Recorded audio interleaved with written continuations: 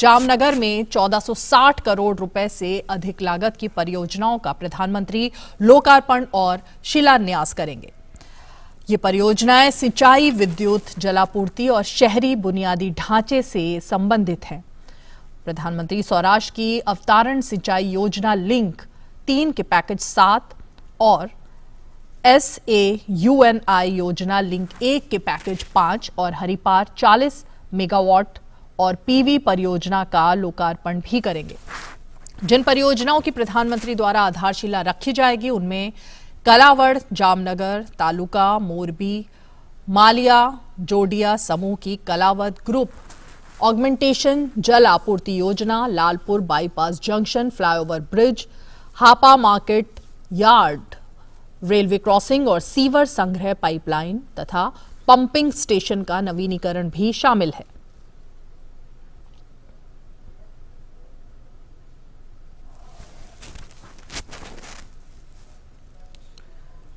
और ये तस्वीरें उन लोक कलाकारों की है जो कि जामनगर में इस वक्त लोक नृत्य और कई सारे रंगारंग कार्यक्रम जिस तरह से वहां पर होने हैं, उन सब के बीच ये तस्वीरें प्रधानमंत्री के स्वागत के लिए।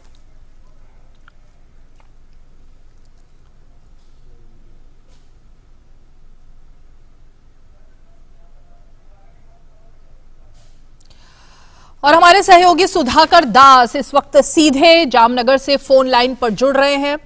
सुधाकर, प्रधानमंत्री बस कुछ ही पलों में पहुंचने वाले, किस तरह से वहां पर कार्यक्रम आयोजित किए गए हैं और क्या पूरा शेड्यूल रहने वाला है प्रधानमंत्री का जामनगर में? देखिए, बहुत महत्वपूर्ण कार्यक्रम जामनगर में कई परियोजनाएं हैं, वो राष्ट्र को समर्पित करेंगे प्रधानमंत्री मोदी। इसमें कई अहम परियोजनाएं भी शामिल हैं, लेकिन रीमा, मेरी आवाज आपको मिल रही है? जी सुधाकर।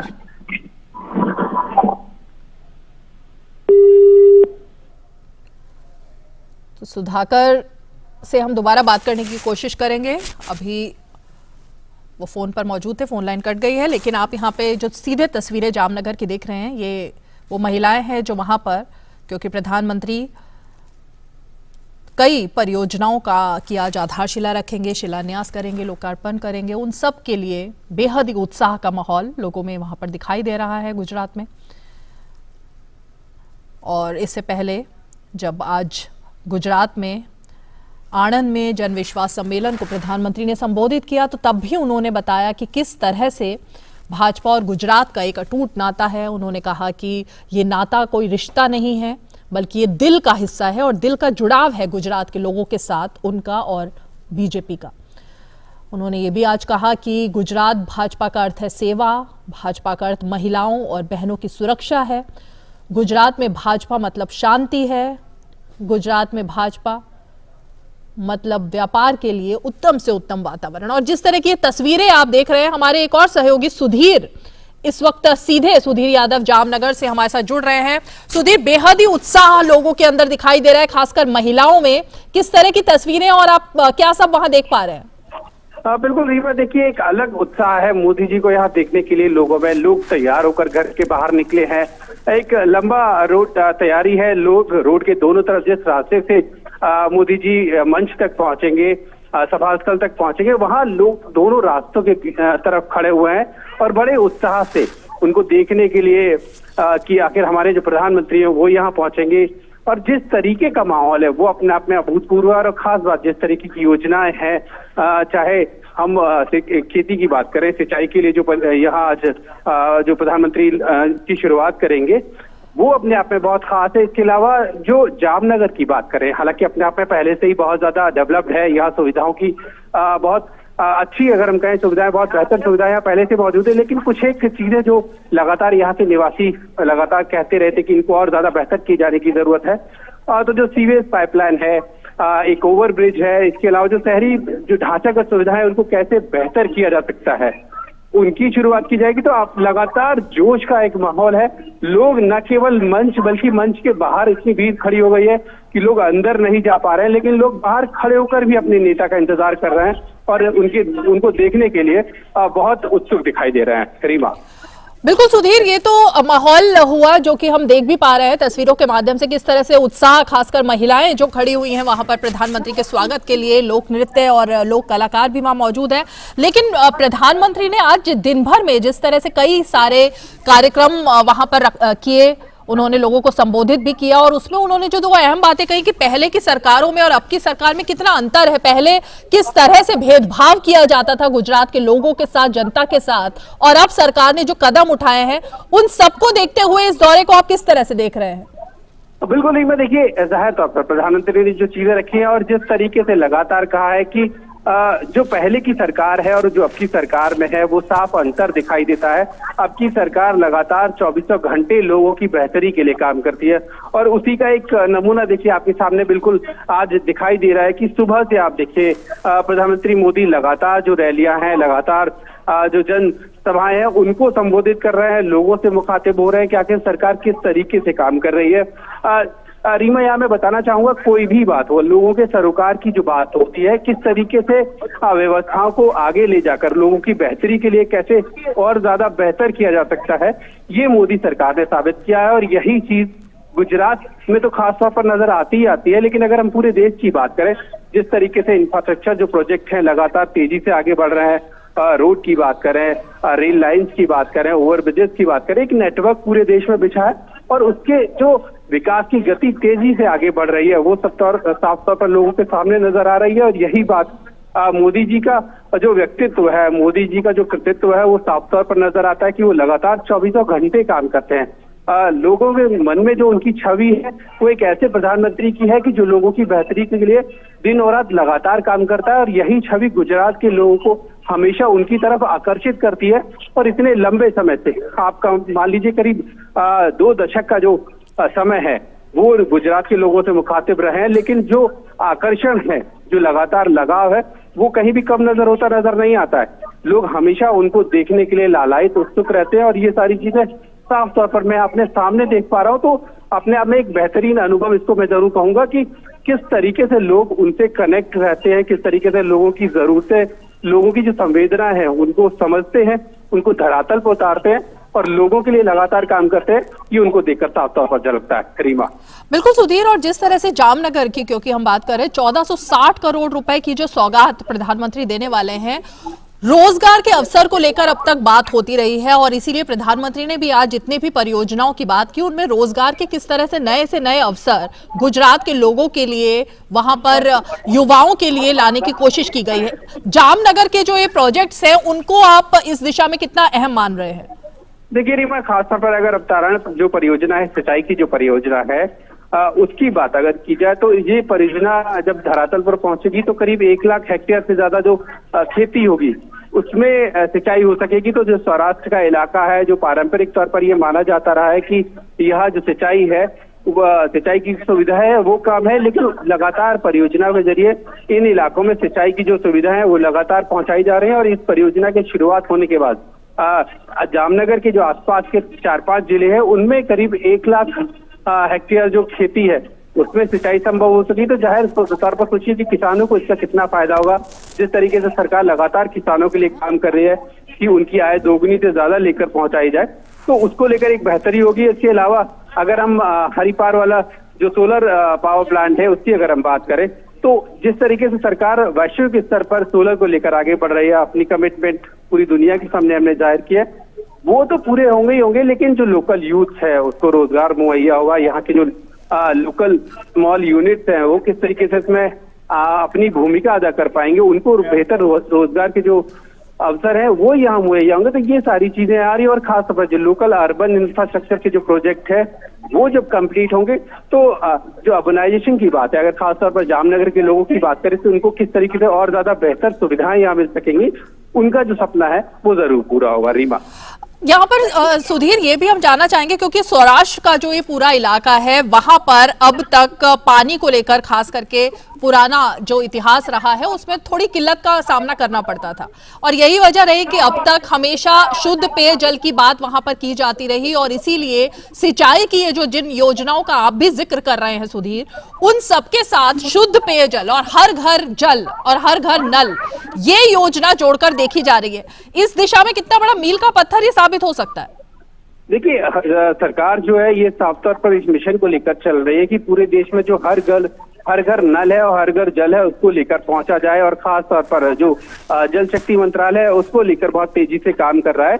सौराष्ट्र के इलाके की अगर हम खास तौर पर बात करें कि जो सौराष्ट्र का इलाका है इसमें जिस तरीके से लगातार तेजी से काम किया गया है, इससे पहले भी जो प्रधानमंत्री है वो लगातार सौराष्ट्र में जो खेती में सिंचाई को और ज्यादा किस तरीके से सुविधाएं मिले उनकी सौगात शुरू कर चुके हैं। आज की अगर हम बात करें तो अवतारण जो योजना है, परियोजना है, उसके लिंक 3 और लिंक 1 के जो प्रोजेक्ट हैं 5 और 7, इन सब की अगर जो शुरुआत करेंगे तो जाहिर तौर पर जो पहले से लगातार काम हो रहा है रीवा, वो और एक नए स्तर पर जाएगा। और कोशिश यही है कि जो सौराष्ट्र के सारे इलाके हैं वो किस तरीके से एक नेटवर्क के जरिए कनेक्ट हो पाए कि लगातार जो सिंचाई की सुविधाएं हैं वो वहां मुहैया होती रहे, क्योंकि पारंपरिक तौर पर जो यहाँ के किसान हैं वो मानसून पर निर्भर रहे हैं। तो कई बार ऐसा होता है कि जो किसानों की उम्मीद होती है वो जो मानसून होता है उनको बिल्कुल उनको निराशा हाथ लगती है किसानों को। तो इन सब चीजों को कैसे लेकर आगे बढ़ा जाए, जो जन आकांक्षाएं हैं लगातार जो किसान सरकार से उम्मीद करते रहे कि सरकार उनकी बेहतरी के लिए काम करेगी, तो नर्मदा का जल जो है इसमें कैसे उपयोग किया जा सकता है, इसको साफ तौर पर ये जो परियोजना है इस चीज को साफ तौर पर दर्शाती है कि आखिर जब आपकी इच्छा शक्ति हो तो कैसे आप योजनाओं के जरिए एक नेटवर्क बनाकर बेहतरी से काम कर सकते हैं। और यही जो परियोजनाएं हैं ये बेहतरी जो खास तौर पर अगर हम बात करें जो सौराष्ट्र का इलाका है उसमें जो खेती है सिंचाई की अगर हम बात करें तो उनके लिए एक बेहतरीन जो सुविधा है वो किसानों के लिए साबित होंगी। सुधीर, क्योंकि आप वहां पर मौजूद हैं और तस्वीरों के जरिए हम देख ही पा रहे हैं कि लोग किस तरह से उत्साहित दिखाई दे रहे हैं अपने प्रधानमंत्री का, और खासकर गुजरात से जो प्रधानमंत्री का अब तक बेहद ही करीबी रिश्ता रहा है उसके साथ जोड़ करके देख रहे हैं। लेकिन आज जो प्रधानमंत्री ने एक और अपील की वहां पर लोगों से, वो थी वोकल फॉर लोकल के मंत्र को इस दिवाली में किस तरह से लागू किया जाए, किस तरह से अपनाया जाए। इस मुहिम को देखते हुए, क्योंकि हर बार प्रधानमंत्री इस मुहिम को आगे बढ़ाने की बात करते हैं और इस बार गुजरात में जब उन्होंने ये बात कही है तो लोगों में किस तरह का रिएक्शन दिखाई दे रहा था इस बात को लेकर? देखिए, बिल्कुल सही बात है। अभी चूंकि यहाँ हम खास तौर पर अगर उत्साह की बात करें तो उत्साह तो साफ तौर पर बहुत अपने जोश खरोश बिल्कुल उमंग पूरी तरह से है, लेकिन जिस तरीके से लगातार प्रधानमंत्री जब लोगों से कोई उम्मीद करते हैं उनके सामने कोई बात रखते हैं तो जाहिर तौर पर एक बेहतर रिस्पांस निकल कर आता है। ये हमने पहले भी देखा है, जब जब प्रधानमंत्री ने आह्वान किया लोग बढ़ चढ़ कर आगे निकले और जो जन आकांक्षाएं हैं वो बिल्कुल सामने आई कि किस तरह से एक लीडर के तौर पर जो लोग हैं वो प्रधानमंत्री की बात को रखते हैं, मानते हैं और उसको बिल्कुल उसी के अनुरूप अपने आप को आगे लेकर आते हैं। तो इस बार भी जिस तरीके से त्योहारी मौसम है और जिस तरीके से हम सभी समझते हैं कि जो कोविड का एक कार्यकाल रहा है, कोविड के बाद से जो हमारी इकॉनमी है वो एक बेहतरीन परिस्थितियों में आगे बढ़ती हुई नजर आ रही है, उसमें जाहिर तौर पर जो हमारे घरेलू उद्योग है, जो मझोले उद्योग है, जो लगातार अपने आप को स्थापित करने की कोशिश कर रहा है, क्योंकि कोविड काल में परिस्थितियां ऐसी बनी थी कि कई जो उद्योग थे उनके सामने बिल्कुल एक समाप्ति का संकट खड़ा हो गया था। तो ये जो कोशिश है जाहिर तौर पर इन उद्योगों के लिए बहुत बेहतरीन साबित होगी और एक लोकल जो बाजार है वो उनको मिलेगा। तो ये एक तरह से जो जन आकांक्षाएं है, जिस तरीके से लोगों के अंदर भी ये जन आकांक्षाएं आ रही है कि मेक इन इंडिया को लेकर जिस तरीके की पहल सरकार लेकर आगे बढ़ रही है, उस पहल के साथ लोग किस तरीके से जुड़ सके। तो ये आप इसको इस तरीके से समझते हैं कि लोगों ने प्रधानमंत्री ने लोगों को इस मुहिम से जोड़ने के लिए एक आह्वान किया कि जब जो लोकल फॉर वोकल की गई है उसी के तहत जो लोकल में बनी हुई चीजें हैं उनका इस्तेमाल कर रहे हैं। ये न केवल हमारी इकोनॉमी को फायदा देंगे बल्कि जो हमारे देश की जो ताकत है पूरी दुनिया में जिसको स्थापित करने के लिए लगातार प्रधानमंत्री काम करते रहे, वो किस तरीके से और हम मजबूती से आगे ले जा सकें, हमारी इकोनॉमी किस तरीके से बेहतर हो, हमारी छोटी इंडस्ट्रीज है तो किस तरीके से बेहतर हो और हमारा जो लोकल एक मार्केट है, हमारा जो इंटरनल मार्केट है, जो स्थानीय मार्केट है, किस तरीके से बेहतर इकोनॉमी को संबल प्रदान कर सकता है। ये सारी चीजें साफ तौर पर यहाँ दिखती है और ये आपस में इंटरकनेक्ट होती हैं।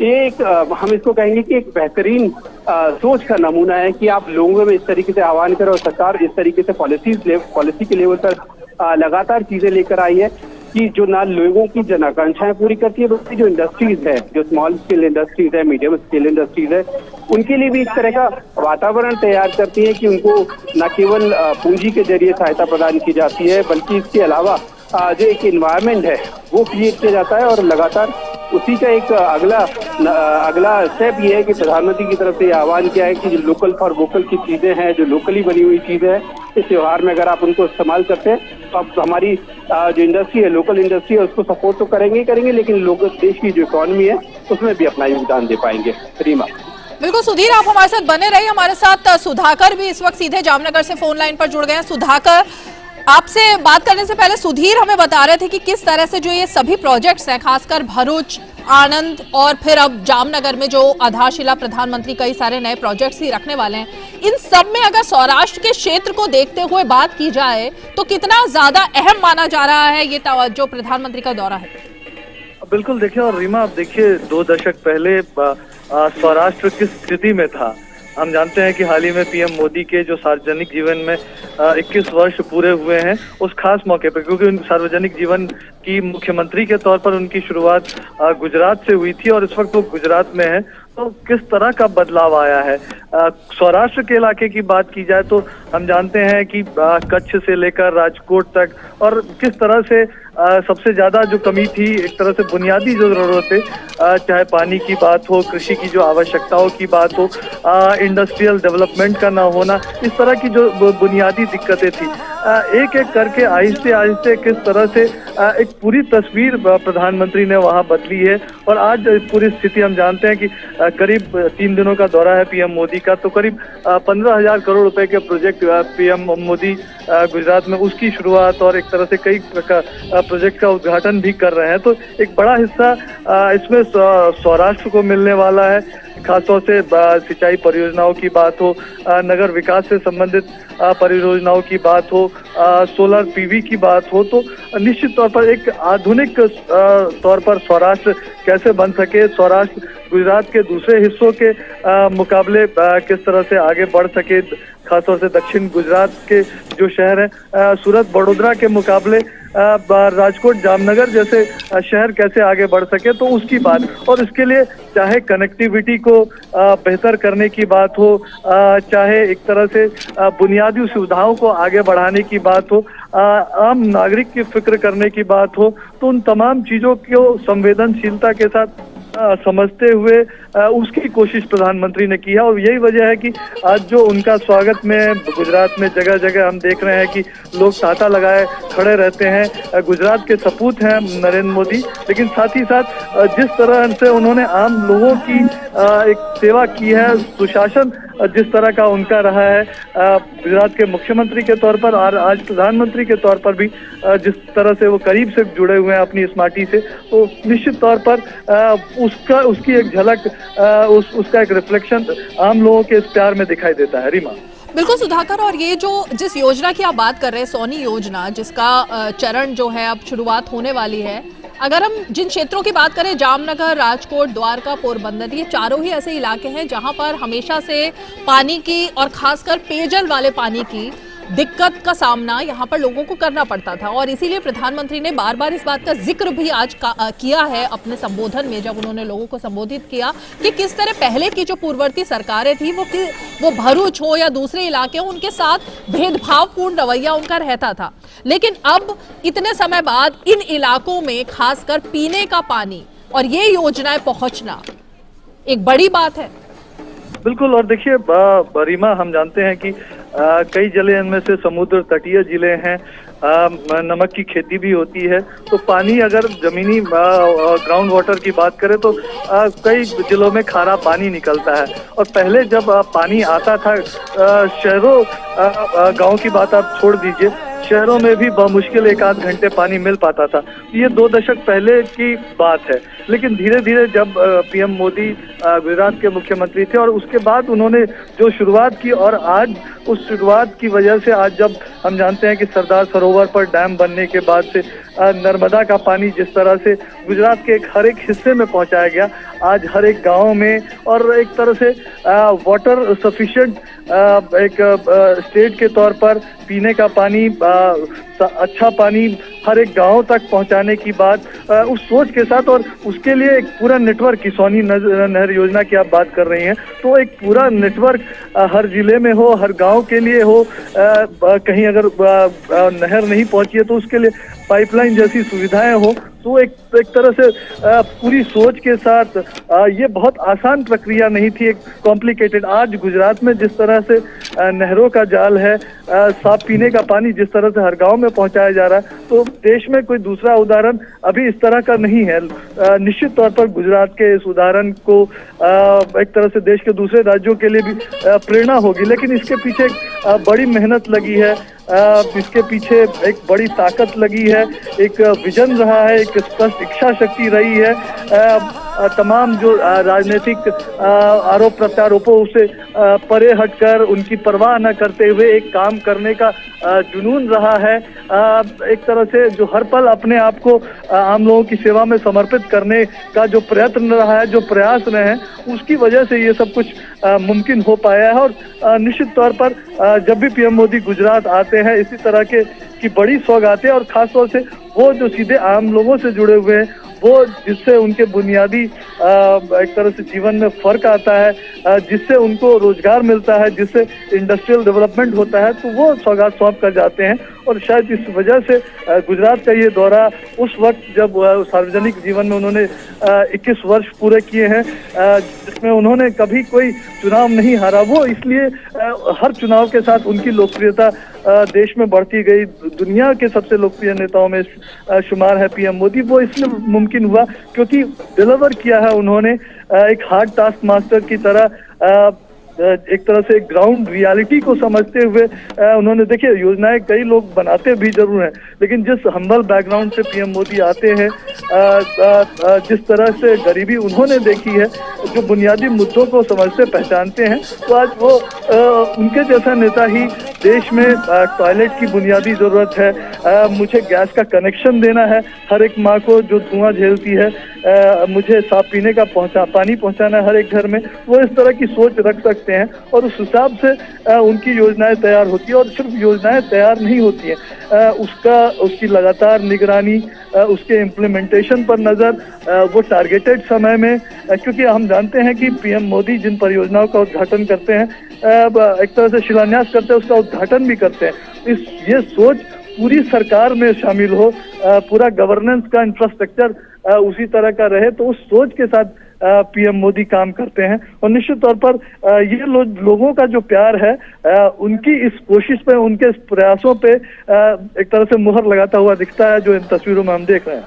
बिल्कुल सुधाकर, और एक और जो दिलचस्प बात आज दिखाई दी थी, जिस गांव का प्रधानमंत्री ने जिक्र भी किया और जहां पर वो पहुंचे, मोढेरा गांव, उसके बारे में सौर ऊर्जा से चलने वाला पहला ऐसा गांव वो पूरे देश में बन गया है। और यही जो आपने प्रधानमंत्री की खासियत बताई, जो उनको सबसे अलग और लोकप्रिय बनाती है, कि वो इस तरह की चीज़ों पर और इस तरह की बातों पर ध्यान देते हैं जो आम जनजीवन से जुड़ी हुई हो और उसको बेहतरी की तरफ ले जा रही हो। इस गांव की जब तस्वीरें देखने में मिली और जब आप वहां पर लोगों से भी मिले, तो वहां पर किस तरह का रिएक्शन दिखाई दिया, क्योंकि ये अपने आप में एक बहुत बड़ा अचीवमेंट है।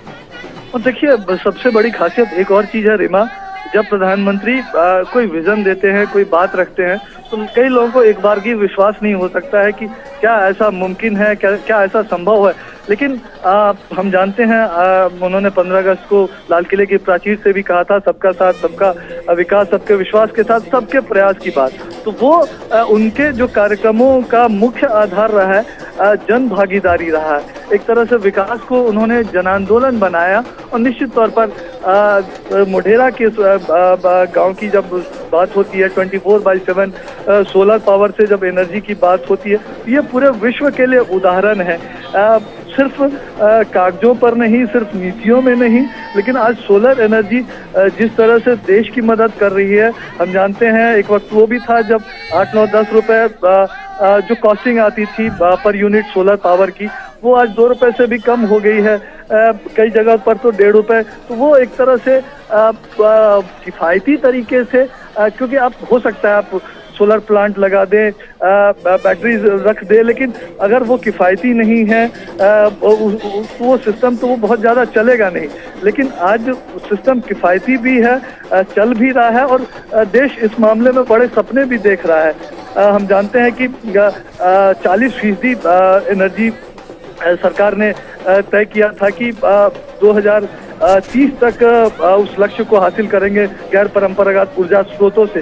उसको 2022 से पहले ही उसको एक तरह से हासिल कर लिया। तो एक जो टारगेट जो बढ़ाया गया, हम जानते हैं नेट जीरो की तरफ देश आगे बढ़ रहा है। आज देश के आप तमाम एयरपोर्ट्स देखिए जीरो एमिशन एक तरह से करते हैं, वो सोलर एनर्जी से पूरा एयरपोर्ट चलता है, तमाम रेलवे के जो रेलवे स्टेशन चल रहे हैं। तो एक तरह से जो हमारा तंत्र है, उस तंत्र में वो शुमार हुआ है, वो आधुनिक सोच शुमार हुई है। और इसी तरह से आज हमारे गांवों की तस्वीर उस सोलर एनर्जी से बदल रही है। तो इस सोच को वो आगे बढ़ाते हैं। और देखिए, मैं जो बात कह रहा था कि कई बार लोगों को विश्वास नहीं होता कि जब वो बात कहते हैं कि हम देश के हर एक नागरिक का जनधन अकाउंट खोल देंगे। एक वक्त लोगों को लगता था सरकारी बैंक में अकाउंट खुलवाना कितना मुश्किल होता था। आज 45 करोड़ से ज्यादा अकाउंट है, उसमें से भी 60% अकाउंट महिलाओं के हैं।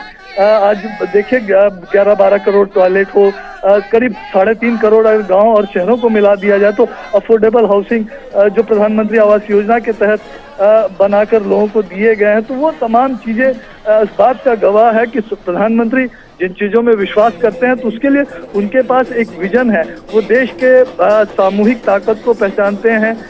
देश अगर प्रयास करे तो किस तरह से आगे जा सकता है, इस बात को वो जानते हैं। और इस जन भागीदारी के साथ आज देश जो 2014 से पहले 10वीं इकोनॉमी था, 10th पायदान पर था दुनिया की अर्थव्यवस्थाओं में, आज 5वीं पायदान पर। और हम जानते हैं कि हम एस्पायर कर रहे हैं कि 3री पायदान पर अगले 2-3-4 सालों में पहुंच सकते हैं। उस रफ्तार से देश आगे बढ़ रहा है।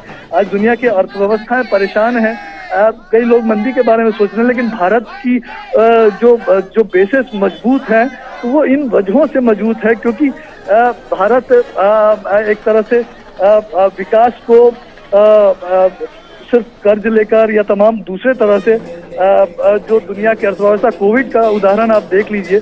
कोविड में किस तरह से दुनिया की बड़ी बड़ी अर्थव्यवस्थाएं चरमराई, उस वक्त भी भारत में रिकॉर्ड फॉरेन डायरेक्ट इन्वेस्टमेंट आया, रिकॉर्ड निवेश आया। वो इसलिए कि भारत ने वो दिखाया कि वो रिजिलियंट है, वो दुनिया की आवश्यकताओं को पूरी कर सकता है। दुनिया में कहीं अगर कोई सप्लाई चेन का ढांचा टूटता है तो उस सप्लाई चेन के ढांचे को एक तरह से संभालने की, मजबूती देने की जवाबदेही जिम्मेदारी भारत उठा सकता है।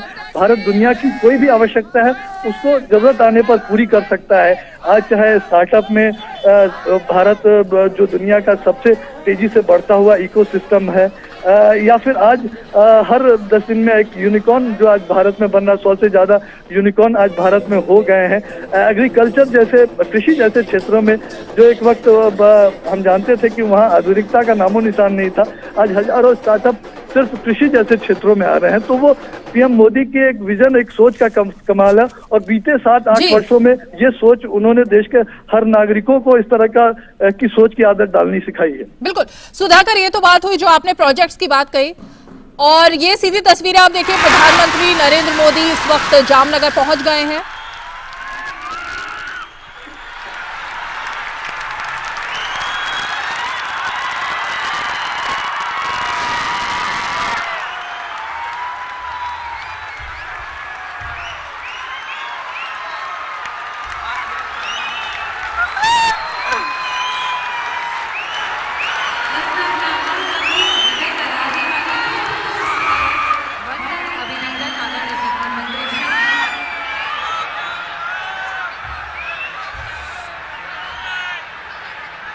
નમસ્કાર.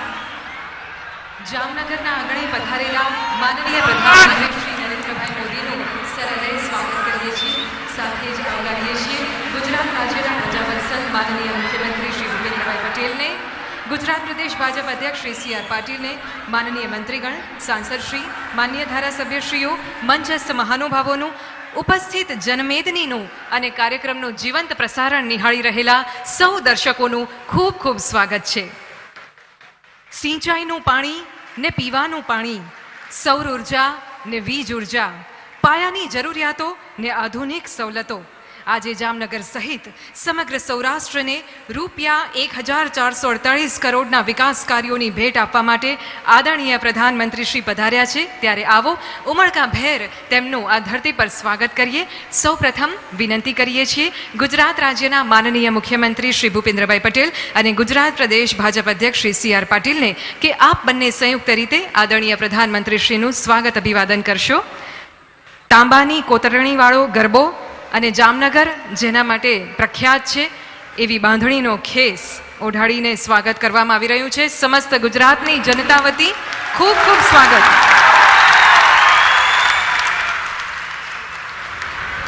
શક્તિનું પ્રતીક એવો આ ગરબો. ધન્યવાદ. અને હવે વિનંતી કરીએ છીએ મંચ પર બિરાજમાન સૌ માનનીય મંત્રીગણને કે આપ સૌ સાથે મળીને વિશાળ પુષ્પહાર વડે આદરણીય પ્રધાનમંત્રી શ્રીનું સ્વાગત સત્કાર કરશો. માનનીય મંત્રી શ્રી ઋષિકેશભાઈ પટેલ, શ્રી રાઘવજીભાઈ પટેલ, શ્રી બ્રિજેશભાઈ મિર્જા, શ્રી વિનુભાઈ મોરડિયા દ્વારા સ્વાગત. ધન્યવાદ. અને હવે વિનંતી કરીએ છીએ અહીંના લોકપ્રિય માનનીય સાંસદ શ્રી પૂનમબેન માડમને કે આપ અહીંની પ્રખ્યાત જામનગરની બાંધણી અને પીછવાઈ ફ્રેમ વડે આદરણીય પ્રધાનમંત્રી શ્રીનું સ્વાગત કરશો.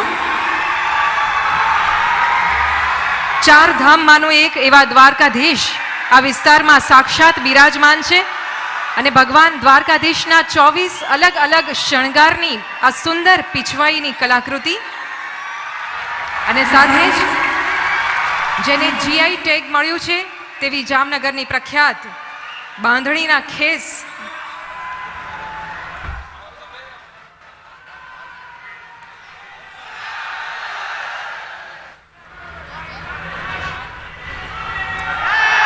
સાથે જ વિનંતી કરીએ છીએ માનનીય ધારાસભ્ય શ્રી RC ફળદુ અને શ્રી ધર્મેન્દ્રસિંહ જાડેજાને કે આપ શંખ અને ચાંદીની તલવાર વડે તેમજ અહીંની હાલારી પાઘડી પહેરાવીને આદરણીય પ્રધાનમંત્રી શ્રીનું સ્વાગત અભિવાદન કરશો.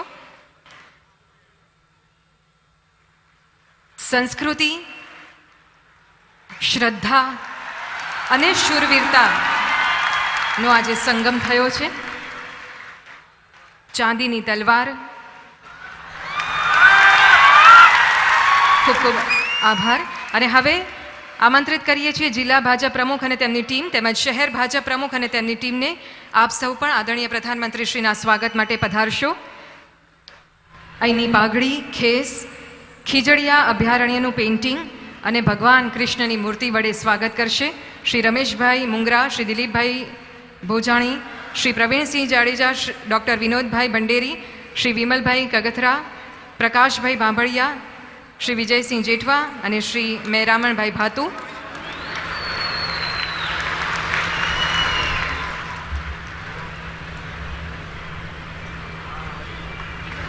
આવો આપણે પણ તાળીઓના હર્ષનાદથી આપણા હૃદયની લાગણીઓને, આપણા સ્વાગત સત્કારને આદરણીય પ્રધાનમંત્રી શ્રી સુધી પહોંચાડીએ. જામનગર જેના માટે વિશ્વવિખ્યાત છે એવી બાંધણીના ખેસ વડે સ્વાગત. અને હવે મહાનગરપાલિકા તરફથી તેમજ જિલ્લા પંચાયતના પ્રમુખની ટીમને મંચ ઉપર આમંત્રિત કરીએ છીએ. આપ સૌ પણ ઝડપથી મંચ ઉપર પધારશો. મેયર શ્રીમતી બીનાબેન કોઠારી, ડેપ્યુટી મેયર શ્રી તપનભાઈ પરમાર, શ્રી મનીષાબેન કટારિયા, શ્રી ધરમસિંહભાઈ, શ્રી નયનાબેન અને શ્રી ભરતભાઈ. પિત્તળમાંથી બનાવેલી ટ્રેક્ટરની પ્રતિકૃતિ અને લાખોટા તળાવનું પેઇન્ટિંગ અર્પણ કરીને સ્વાગત થઈ રહ્યું છે. ખેતી અને ખેડૂતને જેમણે સમૃદ્ધ બનાવ્યા છે એવા આદરણીય પ્રધાનમંત્રીશ્રીનું પિત્તળમાંથી બનાવેલી ટ્રેક્ટરની પ્રતિકૃતિ દ્વારા સ્વાગત.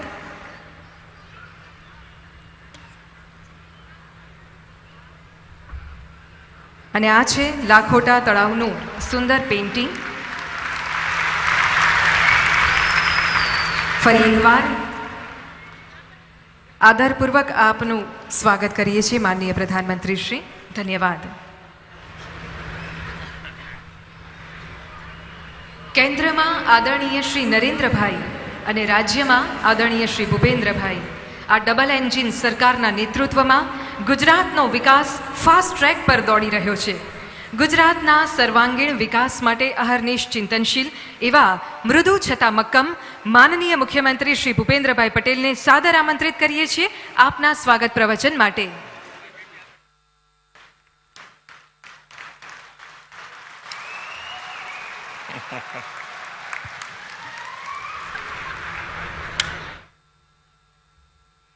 छोटी काशी थी प्रख्यात जामनगर शहर ने आंगणे जिला वहीवटी तंत्र तथा जल संपत्ति विभाग गुजरात सरकार द्वारा आयोजित कुल રૂપિયા 1448 करोड़ना विविध प्रकल्पों खातमुहूर्त तथा लोकार्पण अवसरे अपनी सौनी साथे मंच पर उपस्थित जनप्रिय जननायक तथा मां भारती विश्व फलक पर गौरव वधारनार आदरणीय प्रधानमंत्री श्री नरेंद्रभाई मोदी साहेब,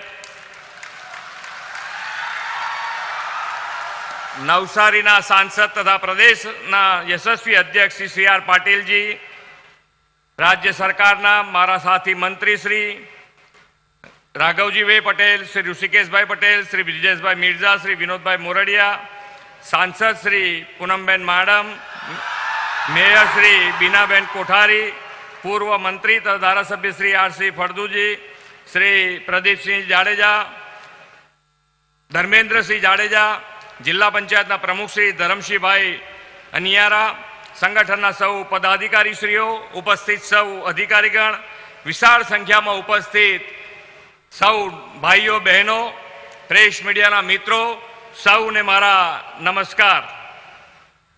हालनी धरती पर पधारेला गुजरातना पनोता पुत्र आदरणीय वडाप्रधान श्री नरेंद्रभाई मोदी साहेब तथा मंचस्थ सौ महानुभावों हृदयपूर्वक हूँ आजना प्रसंगे स्वागत करूँ छूं.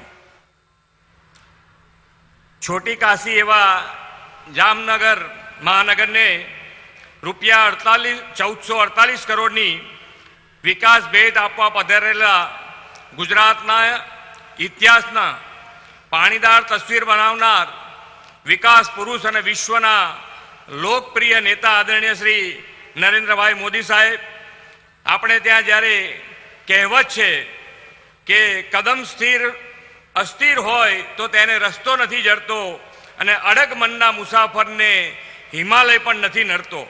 આ કહેવતને સાકાર કરતો અવસર આજે જામનગરને આંગણે આવ્યો છે. સૌરાષ્ટ્ર કચ્છમાં પાણીની સમસ્યા કે પીડાના નિવારણ માટેનો ઉપાય સૌની યોજનાના નક્કર આયોજનથી વડાપ્રધાન શ્રી નરેન્દ્રભાઈ મોદી સાહેબે કર્યો. ગુજરાતની જીવાદોરી અને બહુહેતુક સરદાર સરોવર નર્મદા યોજના જે લોકમાતા નર્મદા પર સાકાર થઈ છે તે નર્મદા મૈયા ઉપરવાસના ભારે વરસાદથી આવતા પૂરમાં લાખો મિલિયન એકર ફીટ પાણી દરિયામાં નકામાં વેડફાઈ જતા હતા, તો બીજી તરફ સૌરાષ્ટ્ર અને કચ્છમાં પાણીની અછત રહેતી અને રાજકોટ જામનગર એવા ઘણા શહેરો માટે પાણીની ખાસ ટ્રેનો પણ આપણે દોડાવતી જોઈ છે. રાજ્યના મુખ્યમંત્રી તરીકે શ્રી નરેન્દ્રભાઈએ સૌરાષ્ટ્રને પાણી પૂરું પાડવાનો ભગીરથ સંકલ્પ કર્યો અને એ સંકલ્પને વાસ્તવિક રૂપ આપીને નર્મદાના વહી જતા 3 મિલિયન એકર ફીટ પાણીમાંથી 1 મિલિયન એકર ફીટ પાણી સૌરાષ્ટ્રને પહોંચાડવા માટે ખાસ સૌની યોજના તેમના માર્ગદર્શનમાં આકાર પામી. આ યોજના હેઠળ 4 પાઇપ લિંક નહેરો દ્વારા સૌરાષ્ટ્રના 115 જળાશયો નર્મદાના જળથી ભરવાનું આયોજન છે. આ કડીમાં આજે ઊંડ 3 ડેમથી સોનમતી ડેમ અને ઊંડ 1 ડેમથી સાની ડેમ સુધી પાણી પહોંચાડવાની યોજનાનું કામોનું વડાપ્રધાનના હસ્તે લોકાર્પણ થવાનું છે. આ લોકાર્પણથી 141 ગામોની 2 લાખ એકર જમીનને સિંચાઈ તથા 2 લાખ લોકોને પાણીનો ફાયદો થશે. પાણી અને વીજળી જો પૂરતા મળે તો આપણી વિકાસ યાત્રાને કોઈ જ રોકી શકે નહીં. આદરણીય વડાપ્રધાનશ્રીના નેતૃત્વમાં જળ શક્તિ, રક્ષા શક્તિ, ઊર્જા શક્તિ, જ્ઞાન શક્તિ અને જન શક્તિ આ શક્તિઓના પંચામૃતથી ગુજરાત આજે વૈશ્વિક વિકાસનું મોડેલ બન્યું છે. ઊર્જા શક્તિનો મહિમા કરતા તેમણે જ્યોતિન ગ્રામ યોજનાથી ગુજરાતના ગામે ગામ 24/7 વીજળી પહોંચાડી છે. તેમની કુને અને પ્રયાસોના પરિણામે ગુજરાત આજે વીજળી સરપ્લસ રાજ્ય બન્યું છે. હવે આપણે વડાપ્રધાનશ્રીના માર્ગદર્શન હેઠળ રિન્યુએબલ ઉર્જાથી દિશામાં આગળ વધી રહ્યા છે। આજે આપણે સોલાર રૂફટોપમાં દેશમાં સ્વચ્છ બને, ટ્રાફિકની સમસ્યાઓ હળવી થાય, લોકોને સારી સ્વાસ્થ્ય સેવાઓ મળી રહે, તેમજ અન્ય નાગરિક સેવાઓની મળીને હવે સ્માર્ટ સસ્ટેનેબલ સિટીઝન બને તેવી નેમ છે। આ નેમને પૂરી કરવાની દિશામાં આજે જામનગર મહાનગરપાલિકાના વિકાસ કામોનું ખાતમુહૂર્ત આદરણીય વડાપ્રધાનશ્રીના હસ્તે થઈ રહ્યું છે। આ કાર્યો પૂર્ણ થતાં જ જામનગરમાં નગરજનોની સુખાકારીમાં વધારો થશે તેવો મને વિશ્વાસ છે। ગુજરાત આજે ડબલ એન્જિન સરકારની મદદથી બમણા સ્પીડ અને સ્કેલથી આગળ વધી રહ્યું છે। ગુજરાતના વિકાસને લગતા કોઈ પણ પ્રશ્ન હોય, કોઈ પણ દરખાસ્ત હોય, તેને કેન્દ્ર સરકાર તરફથી સંપૂર્ણ સહયોગ અને ત્વરિત પ્રતિસાદ મળે છે। મોસાળમાં જમણ અને મહા પીરસનાર એવો ઘાટ છે। ગુજરાતમાં અનેક ઇનોવેટિવ અને ઇન્ટરનેશનલ સ્કેલના પ્રોજેક્ટ્સ આવી રહ્યા છે। જામનગર તેનું સાક્ષી છે। જામનગર ખાતે વિશ્વના પહેલા એવા ગ્લોબલ સેન્ટર ફોર ટ્રેડિશનલ મેડિસિનનો પ્રોજેક્ટ નિર્માણાધીન છે। આ પ્રોજેક્ટ દ્વારા જામનગરની ઓળખ આંતરરાષ્ટ્રીય સ્તરે સ્થાપિત થશે। આદરણીય વડાપ્રધાનશ્રીએ આઝાદીના અમૃત મહોત્સવ દ્વારા દેશને અમૃતકાળમાં લઈ જવામાં 5 મંત્રો આપ્યા છે। તેમાંનો એક મંત્ર છે વિકસિત ભારતનું નિર્માણ કરવું। આપણે વિકસિત અને જળ સમૃદ્ધ ગુજરાત દ્વારા વિકસિત ભારતનું નિર્માણ કરવા સંકલ્પબદ્ધ છીએ એવા સમગ્ર ગુજરાત વતી વડાપ્રધાનશ્રીને ખાતરી આપી વિરમું છું। ભારત માતા કી જય, વંદે માતરમ, જય જય ગરવી ગુજરાત।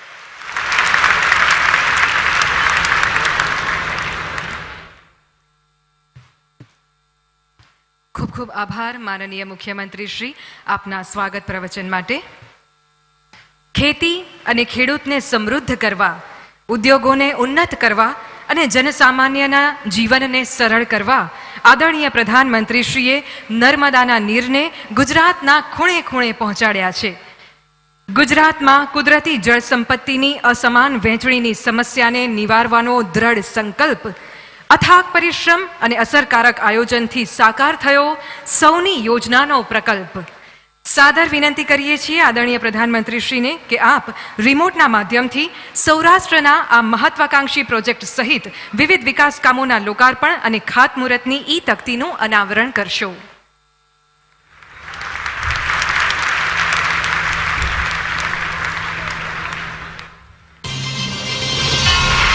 જામનગર જિલ્લામાં ₹1448 કરોડના મૂલ્યના વિવિધ પ્રકલ્પોનું લોકાર્પણ અને ખાતમુહૂર્ત માનનીય વડાપ્રધાન શ્રી નરેન્દ્રભાઈ મોદીના વરદ હસ્તે કરવામાં આવ્યું। પ્રેરક ઉપસ્થિતિ શ્રી ભૂપેન્દ્રભાઈ પટેલ, માનનીય મુખ્યમંત્રી ગુજરાત રાજ્યની ઉપસ્થિતિમાં સંપન્ન કરવામાં આવ્યું। ખુશીઓનો છલકાશે સાગર, જ્યારે સૂકી ધરાની તરસ छिपावવા તરતો આવશે નર્મદા સાગર। તત્કાલીન મુખ્યમંત્રી અને હાલના આપણા માનનીય વડાપ્રધાન શ્રી નરેન્દ્રભાઈ મોદીએ આપ્યો હતો આ પરિકલ્પનાને આકાર, જેને અનુસરીને માનનીય મુખ્યમંત્રી શ્રી ભૂપેન્દ્રભાઈ પટેલે કર્યા નર્મદાના નીરના સૌરાષ્ટ્રમાં પધરામણીના પ્રયાસ અને પરિણામ। आज सौनी योजना नर्मदा मैया को लेकर के उसे जहां जहां पहुंचाने का संकल्प किया था तेज गति से पहुंच रही है भाइयों। सौराष्ट्र के किसानों को सिंचाई की नई सौगात देंगे, आत्मनिर्भर भारत अभियान को और मजबूती देंगे। સૌની યોજના આજે સૌરાષ્ટ્રની પ્રજાને વારંવાર ભોગવવી પડતી પાણીની હાલાકીનું મળ્યું કાયમી અને સચોટ નિરાકરણ। વિશ્વાસથી વિકાસની યાત્રા કરતા ગુજરાતમાં હવે નર્મદાના પૂરના દરિયામાં વહી જતા પાણીથી તરબતર થશે સૌરાષ્ટ્રના જળાશયો।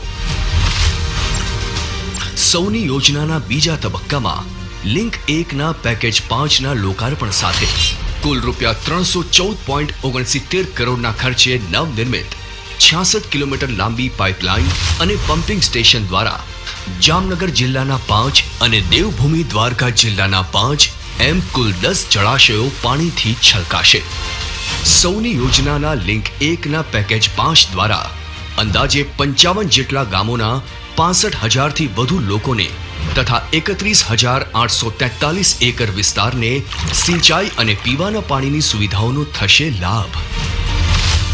સાથે જ ત્રીજા તબક્કામાં લિંક 3ના પેકેજ 7ના લોકાર્પણ થકી કુલ ₹729.15 કરોડના ખર્ચે નવનિર્મિત 104.16 કિલોમીટર લાંબી પાઇપલાઇન અને પમ્પિંગ સ્ટેશન દ્વારા જામનગર જિલ્લાના 4, રાજકોટ જિલ્લાના 2, પોરબંદર જિલ્લાના 2 અને દેવભૂમિ દ્વારકા જિલ્લાના 3 એમ કુલ 11 જળાશયો પાણીથી છલકાશે. સૌની યોજનાના લિંક 3ના પેકેજ 7 દ્વારા અંદાજે 86 જેટલા ગામોના 1,20,000 થી વધુ લોકોને તથા 71,967 એકર વિસ્તારને સિંચાઈ અને પીવાના પાણીની સુવિધાનો થશે લાભ. ચહેરાઓ પર ખુશીઓ સાંપડી આવી છે એક નવી સવાર. છબછબિયા કરતી કિલકારીઓ લાવી હાલાર તારો પાણીનો પોકાર. ડબલ એન્જિન સરકાર કરે સૌના સપના સાકાર. રાજ્યભરમાં સોલાર પ્લાન્ટ સ્થાપવાની નવતર પહેલ કરી રહ્યું છે Gujarat state electricity corporation limited. ખેડૂતોને દિવસે સસ્તી વીજળી ઉપલબ્ધ કરાવવાના ઉમદા હેતુ સાથે કિસાન સૂર્યોદય યોજના હેઠળ સરકારી પથરાળ જમીન પર સોલાર પ્લાન્ટ લગાવીને કુલ 2,500 મેગાવોટ વીજ ઉત્પાદન કરવાનું છે આયોજન. આ મહાઅભિયાન હેઠળ GSECL દ્વારા જામનગરના હરિપર ગામની સરકારી પથરાળ જમીન પર 40 મેગાવોટ ફોટોવોલ્ટિક ગ્રીડ કનેક્ટેડ સોલાર પ્લાન્ટનું થયું છે નિર્માણ. આ આયોજન દ્વારા પ્રતિ વર્ષ 105.765 મિલિયન યુનિટનું થશે વીજ ઉત્પાદન અને સાથે જ 84.61 મેટ્રિક ટન કાર્બન ડાયોક્સાઇડના ઉત્સર્જનમાં થશે ઘટાડો. ₹176.89 કરોડના જંગી ખર્ચે આ વિસ્તારના કુદરતી વરસાદી નદી નાળા અને સ્થાનિક પર્યાવરણની કાળજી રાખીને નિર્ધારિત સમયમાં 40 મેગાવોટનો સોલાર પ્લાન્ટ કાર્યરત થયો છે. વધુ નજીક આવ્યો છે GSECLનો 2,500 મેગાવોટનો સોલાર પ્લાન્ટ સ્થાપવાનો લક્ષ્યાંક. આત્મનિર્ભર ભારત માટે એક આત્મનિર્ભર ગુજરાતના નિર્માણ માટે કટિબદ્ધ છે ડબલ એન્જિન સરકાર. આજની સવાર ગુજરાતના જામનગર અને મોરબી જિલ્લા માટે લાવી છે એક નવી પાણીદાર શરૂઆત. અંદાજે 63.98 કરોડની ભગીરથ રકમના ખર્ચે જોડિયા, ધ્રોલ, કાલાવડ અને મોરબી તાલુકાના 139 ગામોમાં વસતા 2,13,000 લોકો માટે ગુજરાત સરકાર લઈને આવી છે મોરબી, માળિયા, જોડિયા અને કાલાવડ જૂથ પાણી પુરવઠા યોજના. નાગરિકોને શુદ્ધ પીવાલાયક પાણી પહોંચાડવાનો નિર્ધાર. પાણીદાર વિકાસ માટે કટિબદ્ધ ડબલ એન્જિન સરકાર. શહેરના મહત્વના જંકશન લાલપુર બાયપાસ પર 65 કરોડના ખર્ચે ફ્લાયઓવર બ્રિજની થશે સ્થાપના. રાજ્ય સરકારના ફાટક મુક્તિ અભિયાન અંતર્ગત Hapa marketing yard LC number 188 પર 41.89 કરોડના ખર્ચે રેલવે ઓવરબ્રિજનું થશે નિર્માણ. સ્વર્ણિમ જયંતિ મુખ્યમંત્રી શહેરી વિકાસ યોજના અંતર્ગત આશરે ₹56 કરોડના ખર્ચે અંદાજિત 15,000 મકાનોને ભૂગર્ભ ગટરની સુવિધા મળશે.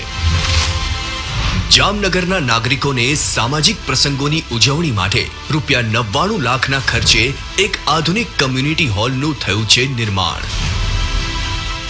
જામનગર મહાનગરપાલિકા દ્વારા 162.89 કરોડથી વધુના ખર્ચે થશે કંઈક કેટલા વિકાસ કાર્યો. વધતી જ જશે વિકાસની રફતાર, કારણ કે રાજ્યના શહેરી અને ગ્રામીણ જીવનને સુગમ બનાવવા પ્રયત્નશીલ છે ડબલ એન્જિન સરકાર.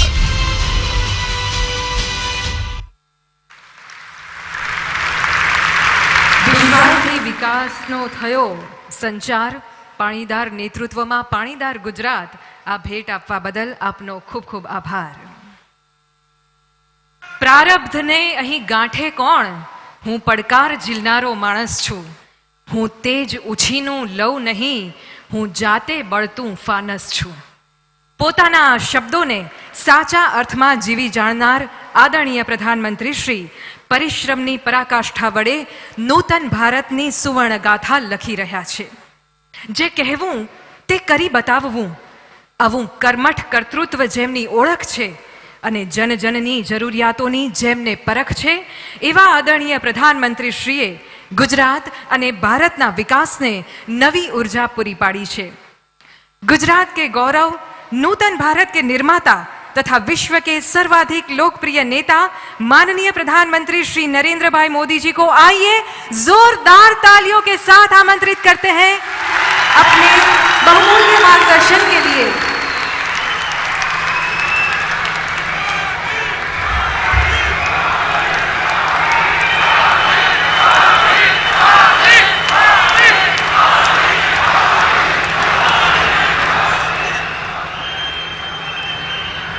भारत माता की,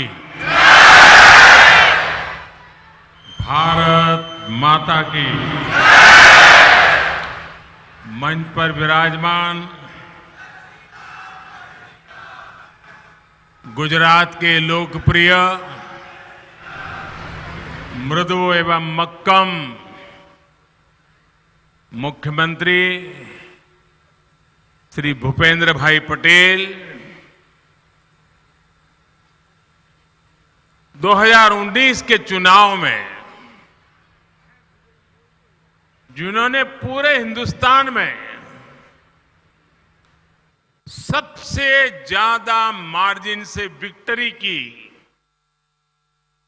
वैसे गुजरात प्रदेश भारतीय जनता पार्टी के अध्यक्ष और संसद में मेरे साथी श्रीमान CR पाटिल,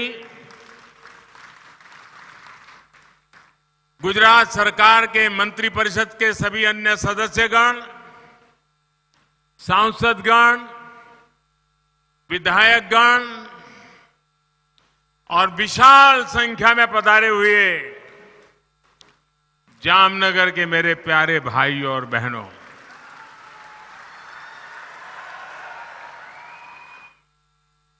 आज ये जामनगर वट पाड़ी दी दो.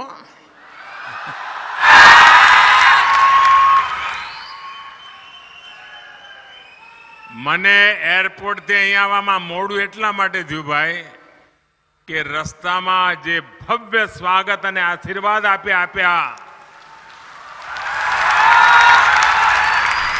ક્યારેય ન ભૂલાય એવો ઉમળકો ઉમંગ અને વધારે તો મારા મનને સંતોષે વાતનો તો ખૂબ મોટા પાયા પર માતાઓની હાજરી હતી,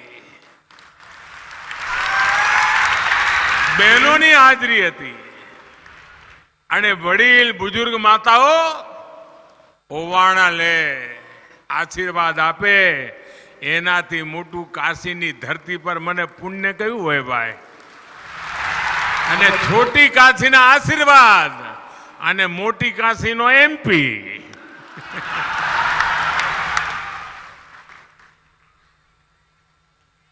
साथियों, भरूच से जामनगर तक गुजरात की समृद्धि को, गुजरात के विकास को विस्तार देने का ये अनुभव वाकई अद्भुत है.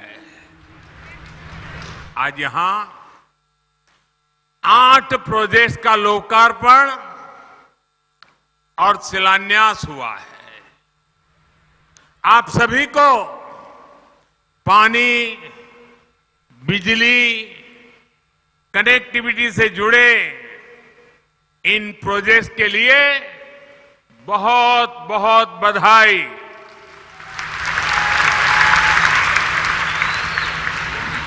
आज वाल्मीकि समाज के लिए विशेष कम्युनिटी हॉल का भी लोकार्पण हुआ है. इससे हमारे इन भाई बहनों को विभिन्न सामाजिक आयोजनों में बहुत मदद मिलेगी। साथियों,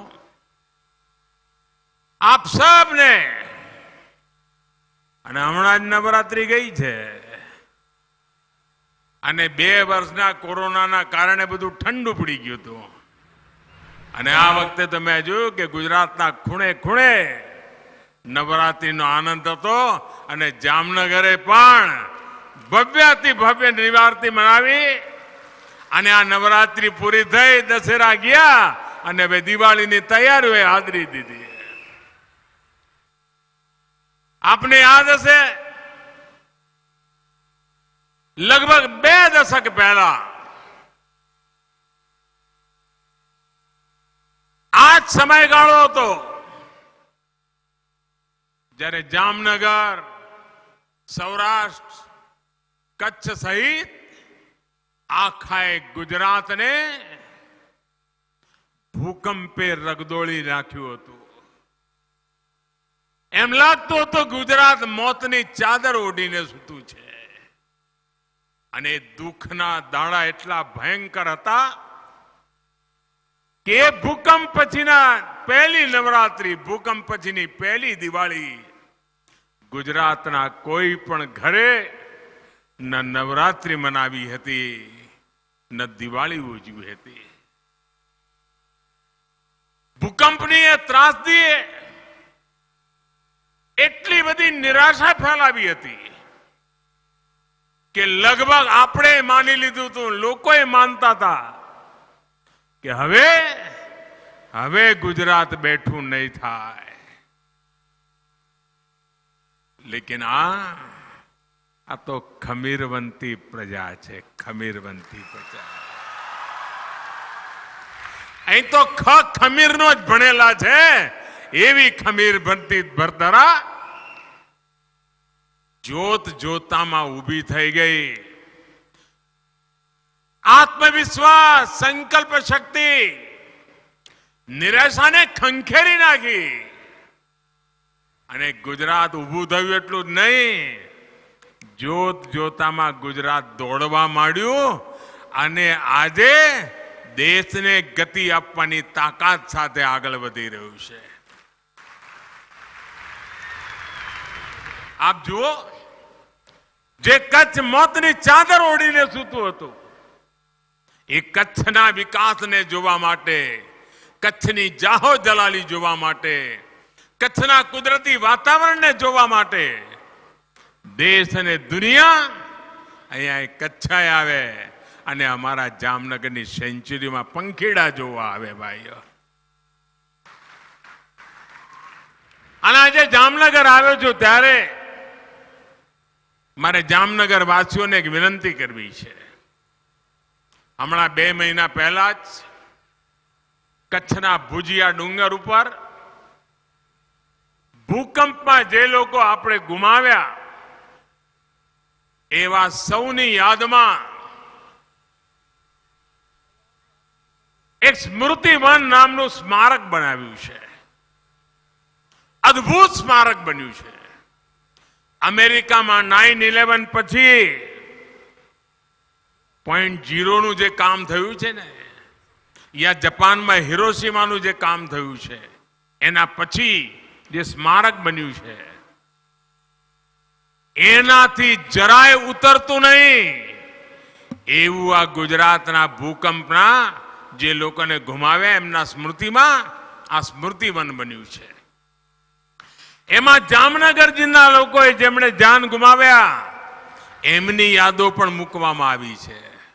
માટે મારી વિનંતી છે, જે પરિવારોએ આપણા સ્વજન ગુમાવ્યા હતા આ બધા એક બારે સ્મૃતિવન જઈ આવવું જોઈએ અને આપણા સ્વજનનું જ્યાં નામ લખ્યું છે ત્યાં ફૂલ ચડાઈ આવજો એટલી મારી વિનંતી છે। અને જામનગરનો કોઈ પણ ભાઈ કચ્છ જવાનું થાય તો ભુજમાં આ સ્મૃતિવન જવાનું ચૂકતા નહીં એવી મારી વિનંતી છે। ભાઈઓ બહેનો, આજે જ્યારે જામનગરની ધરતી પર આવ્યો છું ત્યારે ખૂબ ગૌરવપૂર્વક મારે જામ સાહેબ મહારાજા દિગ્વિજયસિંહને શત શત નમન કરવા છે.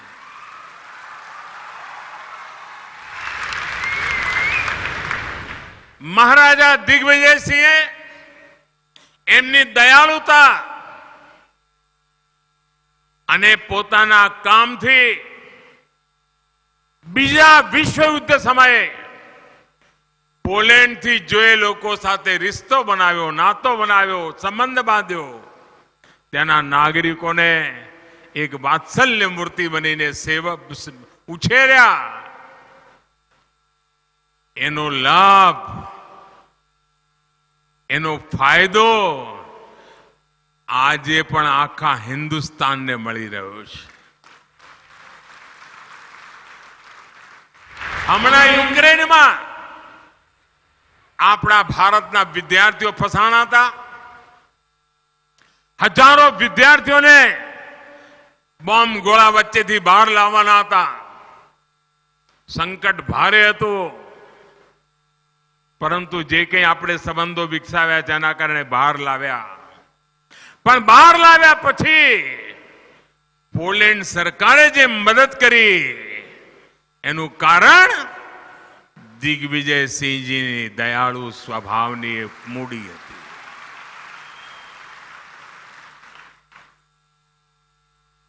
અમારી કોશિશ છે કે જામ સાહેબના શહેરને વિકાસની નવી નવી બુલંદીઓ પર લેતા જ જવું અને વિકાસ કરીને જામનગરની જાહો જલાલી વધારીને, જામનગરની સમૃદ્ધિ વધારીને સાચ અર્થમાં મહારાજા જામ સાહેબ દિગ્વિજયસિંહને આપણે સાચી શ્રદ્ધાંજલિ આપી રહ્યા છીએ.